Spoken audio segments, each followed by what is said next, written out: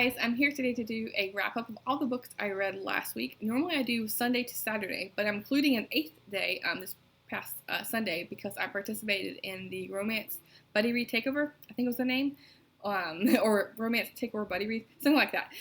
But even before participating in the weekend readathon, I was already reading quite a few romance books because that's just where my headspace is right now. I want to read like happy ending, like nice, like feel good books, and so yeah, that's where I'm at. And so the first book I read was Jodie Thomas's Lone Heart Pass. This is book 3 in the Ransom Canyon series. I'm slowly making my way through the series, and it's about Jubilee. And it's actually, I actually remember her name because normally I don't remember characters' names, but yeah, her name was unique enough for it to stick in my head.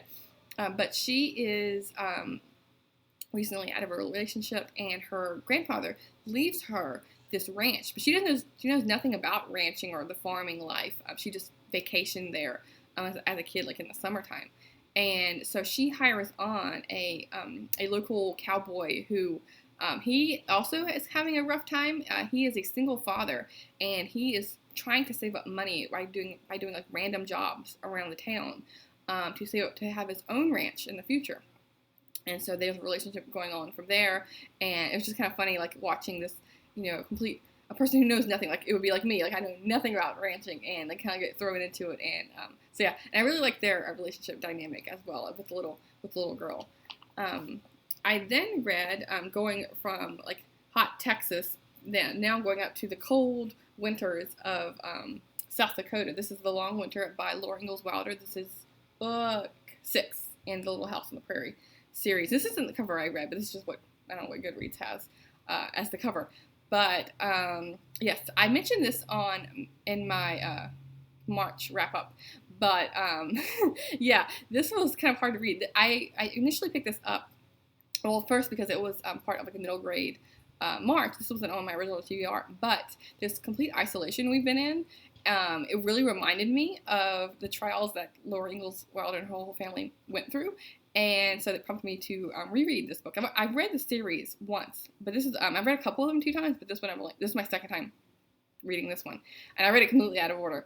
But they spend a whole winter, like I think it was like 7 months, stuck off and on in like blizzard conditions, and there's no insulation in their house, and they're living on hay. They're twisting hay up and throwing it in the fire. But that's mostly what stuck with me from the last time I read this, because on the prairies there isn't these there isn't forests to to chop wood and have that, and so they're also ill prepared. I just want to like strangle Charles, the father, because I know as a kid, she really looked up to the father, and I mean he is a really nice dad in some ways, but on the other hand, what he puts his family through in order to feel free and travel all over America and try to make it big. He really puts his families through these like hard times, and so anyway, they haven't been able to put in enough food really to not only to feed themselves, but also to have some money, like sell it to have some money to prepare for this winter. And so they kind of go in like this really, really rough winter. And when I read the biography of Laura Ingalls Wilder, they talk about how it wasn't just 1 year. This book is just, it follows 1 year, but it was 3 years. And I just can't imagine. And she talks about how her father's really thin. And so, yeah, it was hard to read, but it just makes me, like, appreciate, even though I'm in isolation now, like, how much harder it could be. I then read, I wanted something happy after that long winter. So, again, I went from Texas to South Dakota, and now I'm in Australia. Bill Bryson's in a sunburned country. And I read Walk in the Woods by him, and I really like this, all about him and his friend going on the Appalachian Trail. And this one, he is going to Australia, like, and the humor in this was just really funny. Like, he isn't ashamed of his mistakes that he makes, and his, like, I don't know, ironic or like funny sense of humor with things. And I mean, it makes me really want to visit Australia. I've never gone. I've never even been close to Australia, but yeah, it made me really appreciate all the things that Australia has to offer, and including like the desert kind of climate it has. And yeah, I'd be interested if anyone from from Australia, if they've read this book, what they think of his take on it, from an outsider looking in kind of thing. I then went to The Summer House by Jenny Hale, and this is about two like lifelong friends who have invested in this bed and breakfast. I think it's bed and breakfast or hotel, and they're kind of like not scrimping along with like money, but money can be tight. And the main character, she meets this guy who turns out I don't think she knows originally that he is very, very wealthy. He's like the wealthiest family in this community, and so she doesn't think they'll hit it off because they're coming from two very different backgrounds.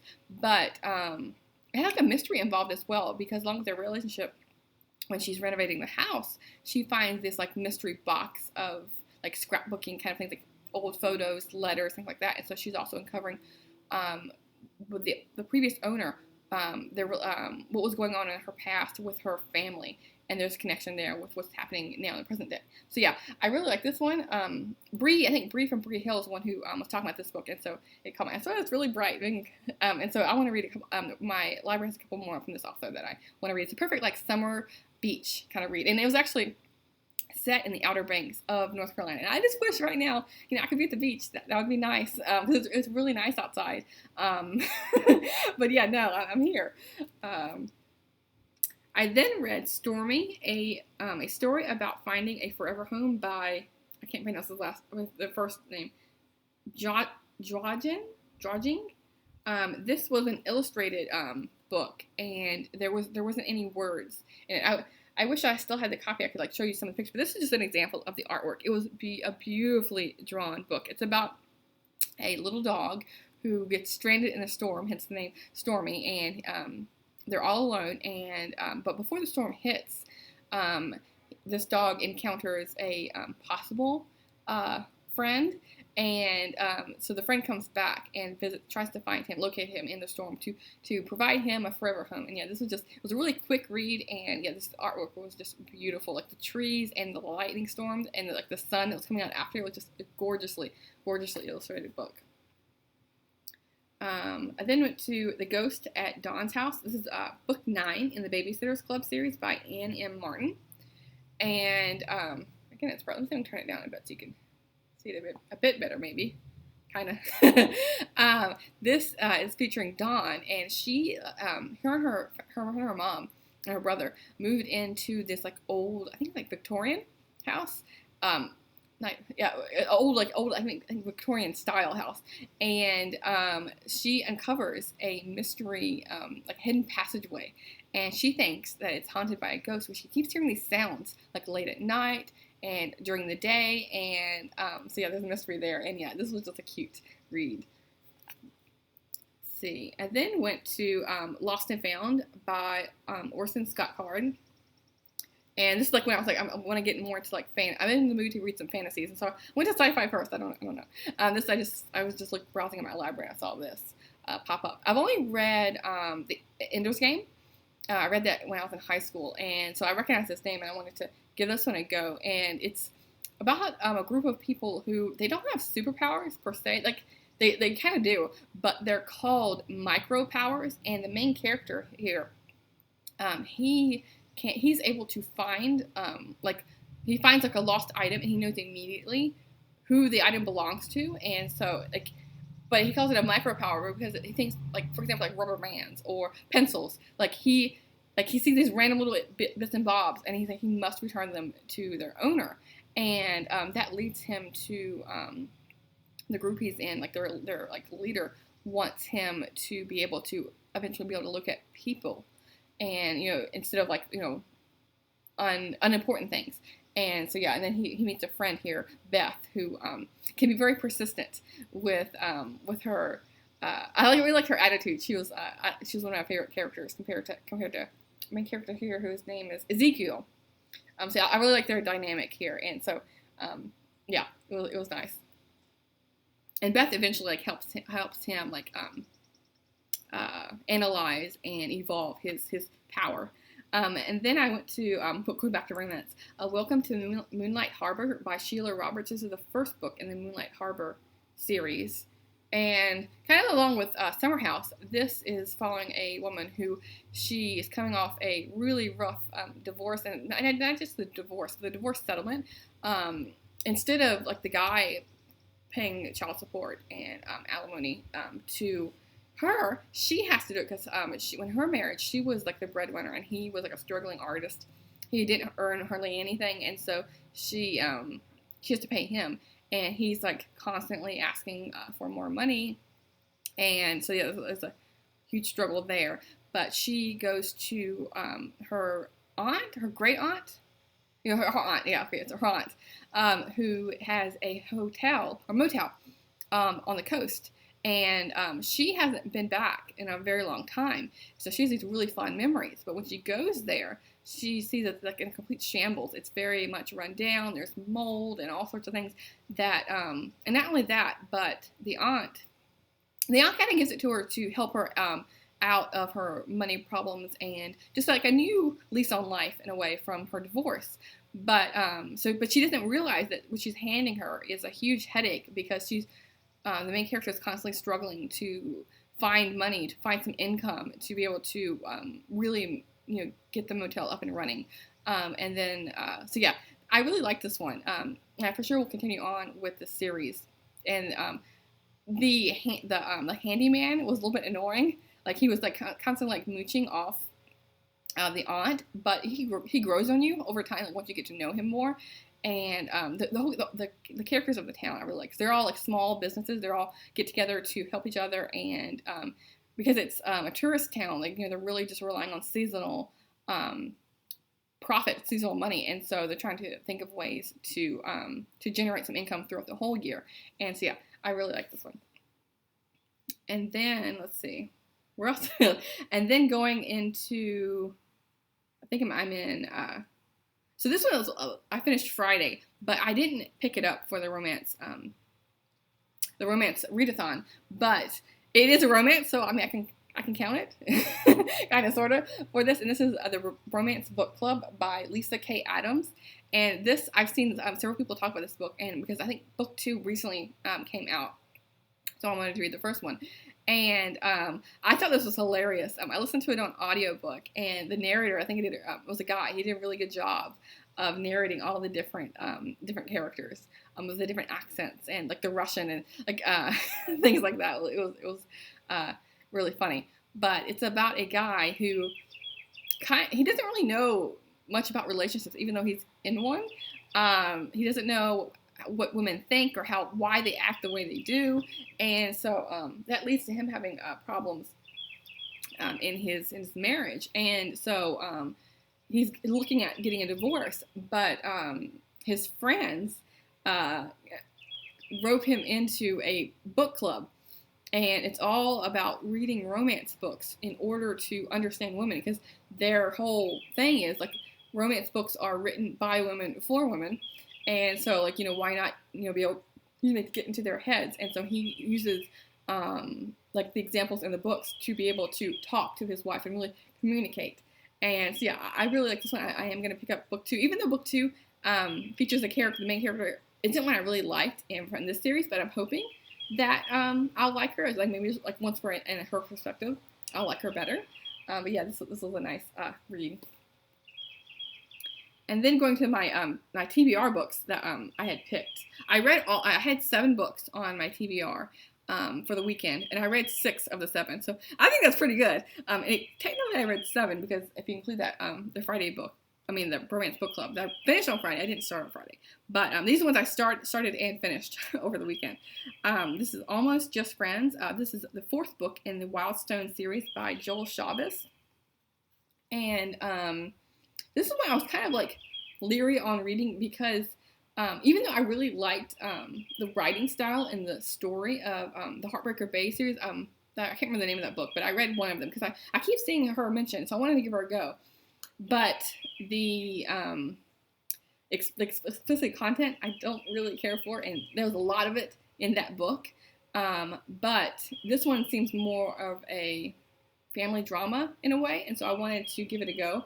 And so yeah, I was happily surprised happily pleased that this was more of my taste compared to the other one. The other one, both of them were written very well. It's just, yeah, I could do without all that. And so this is about Piper. And again, the unique names are what sticks in my head. Sorry, I have my windows open if you can hear noise. It's like yard maintenance going on. So anyway, Piper, who she has a, let's see, what was it? If I can remember, it was a, 1 second, sorry. Let's see. It was like a hotel that she has.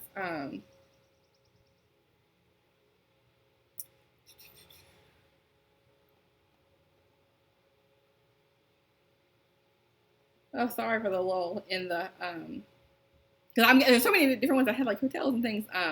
A lake house, that's what it is. Oh my goodness. Okay, yes. Duh, if you look at the picture, like, okay, yeah. She has a lake house that she's working on renovating, but she really has her heart set on getting a degree, a college degree.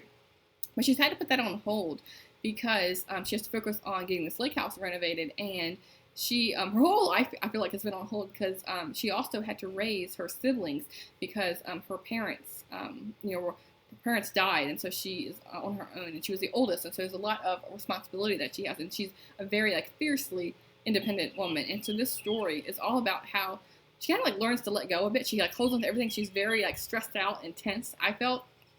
And so her siblings come back in her life, and at first you think they're gonna cause more trouble than they offer, like, for the help they give, because they have their own bags of burden that they're dealing with.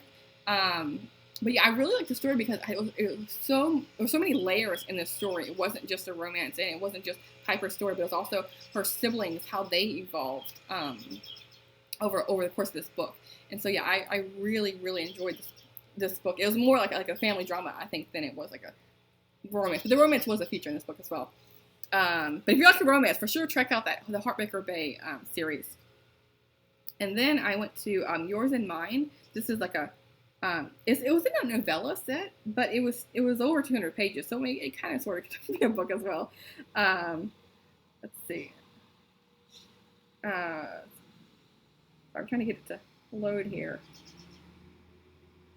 Okay, so this is Yours and Mine by Debbie Macomber, and this kind of reminded me of The Parent Trap in a way, because it's about two single parents who meet each other through both their daughters becoming best friends, and the daughters both wish they had a mom and a dad, and so they're like, why not? We're already best friends, like, why not see if we can, create like the perfect family?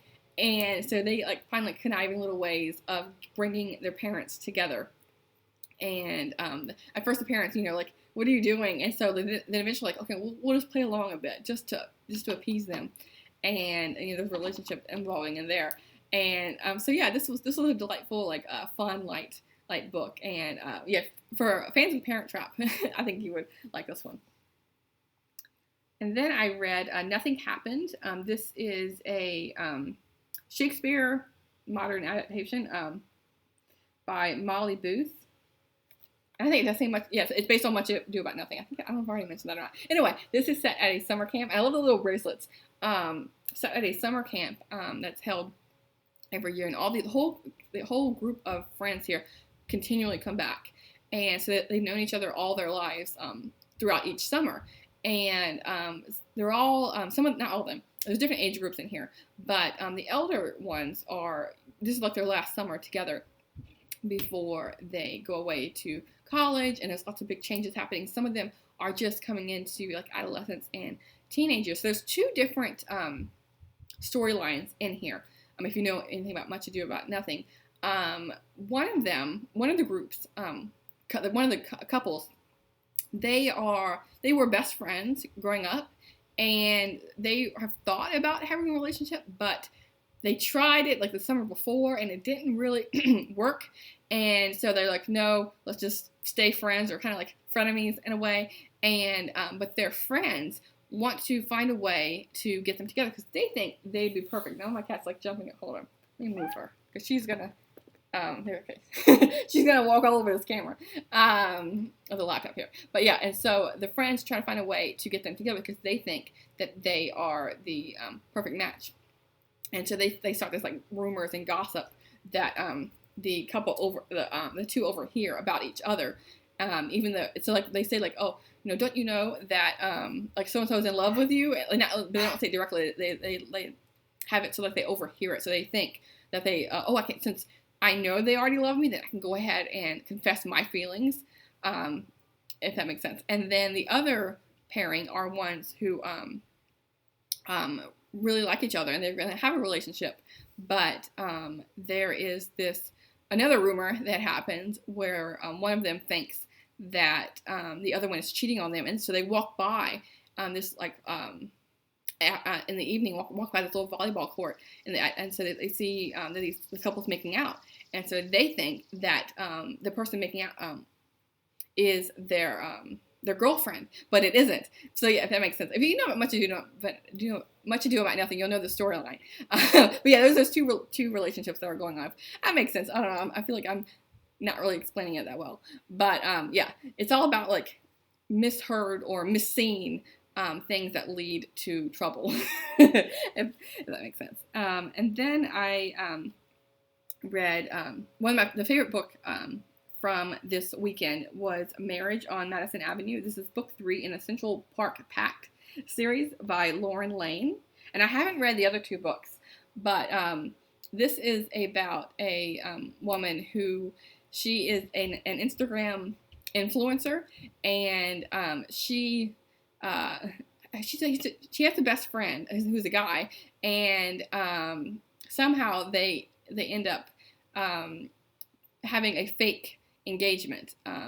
The guy, because he wants to get his parents off his back. The mom is very controlling, so he wants to kind of like flaunt her. Not flaunt. He wants to do what he doesn't want to do what she's telling him to do. And then the woman, because of her Instagram blogging, there's this like troll who's constantly on her. And so she wants to, it's kind of silly, she wants to defy what the troll is saying. But besides that, I really like the story. And so it's a fake engagement, and that leads on to like they're going to cake testings, and they're having engagement parties, and yeah, I really liked their story, and I also liked the friends in here. And the friends are her 2 main friends are in the previous 2 books, and this story it spoils of course who the 2 friends end up with, but also spoils a bit of how the other 2 got in a relationship. But yeah, overall, I really like this story, and the explains how they're all Central Park Pact. It plays a huge part in this book because her and her 2 friends all became friends because in a weird way, because they were all in a relationship with the same guy, the same man. One of them was married to him, and the other 2 were having an affair with him. They didn't realize that he was either still married or that he told one of them that he was getting a divorce, and they were separated. But so yeah, he's out of the picture now, and so the 3 are really have a tight knit friendship because of that. And it's an interesting way of like how they become friends. So I thought that was kind of a unique way of like spinning a series. And so yeah, I do want to read more from this author. And then the last 2 books from this weekend was Fatal Recall by Carol J. Post. This is the first book in the Murphy series. It's a love-inspired suspense. And this one was okay. I really liked the characters. It's following a woman who, she has amnesia, and so I don't really like that in stories, but okay, I'll give it a go. And so she is hiking in the Appalachian Trail area. There's an Appalachian Trail mentioned again, and she is found unconscious by a kayaker. Sorry, my dog's like moving away. I don't want him to hit the camera. Yeah, I got to spin him around for you. Where's Tucker? So anyway, yeah, so she's found unconscious because he hears her scream, and so she's found, and when she wakes up, she doesn't remember anything about herself. So over time, you find more and more about her story. that she comes from a really rough background. She has gang tattoos on her, and she doesn't really know what that's about. But she's also really religious. Like she keeps coming up with phrases that are from like being involved in church. She like deducting that she realizes, oh, she's religious, but she has gang tattoos. So she's trying to figure out, what was going on with her past, and that eventually unravels. And then the man in this character, the one who finds her, is a small town cop, and he also comes from a rough background. He was raised in a foster care orphan situation, and so yeah, both of them come with baggage. And so I like the story, but what I didn't like about it, but what I didn't believe is their relationship. I don't know, the way the story was told, I don't know. I really liked both of the characters, but I didn't believe their relationship, like how they could fall in. I don't know how they could fall in love. I don't know exactly, but yeah, it was good. For an amnesia story, I don't know. And then the last book I read on Sunday was Love on Location by Cassidy Carter, and this is one I saw one of the hosts talk about on their recommendations video, I think. And so this is about I can't remember if it was a hotel or a cabins. Like it was a cabin, there's a hotel, and there's a lake house. This is cabins that they used to be like on the main like highway, but the highway's like moved, and so now they're off the beaten path, and they aren't getting hardly any customers. And so the main character, she finds a reality TV show that can really bring attention and renovate their cabins. And so there's a relationship with her and the main guy. She's like a long time friend of his. They've worked together for over a long span of time, but they've always seen each other as friends. But through this renovation process and working with the reality TV show group, they come to realize that they can be more than friends. And yeah, this one was really nice. I liked the whole group of characters at the cabins. They're all very supportive of each other, because these small towns, like they all want to stay together, because the reality TV show, I don't want to spoil anything, but it could jeopardize what they have. And so it's all about appreciating what you have over financial gain. And so yeah, I really like that one as well. So sorry for the long, like rambly-ish kind of video. Hopefully I was able to explain everything in a way that made some kind of sense. But yeah, I had a really good reading week. I haven't been watching much TV or anything like that. The only time I've gone out is to walk my dog. And so I've had lots of time to read, and I read an enormous amount of books. The only book I didn't mention that I finished this week was a Booktube Prize book, The Heartbeat of Wounded Knee, or At Wounded Knee. I finished that on last Sunday. But yeah, I didn't mention that here because I've already given a description of that in the Booktube Prize video. So yeah, anyway, let me know if you've read any of these books, or if you participated in the Romance Takeover Buddy Read. I also watched the live show. That was also fun to see all of the women together. It was really cool. There's a lot of hosts, and so they broke down the live show, and 6 people here, and then there's 5 people in the other group, because there was so many they couldn't. I guess they couldn't put the little I don't know, the picture or anything about how to do a live stream, but the box of the face, they couldn't have them all on one. So yeah, anyway, thanks. I'll see you soon in book 2.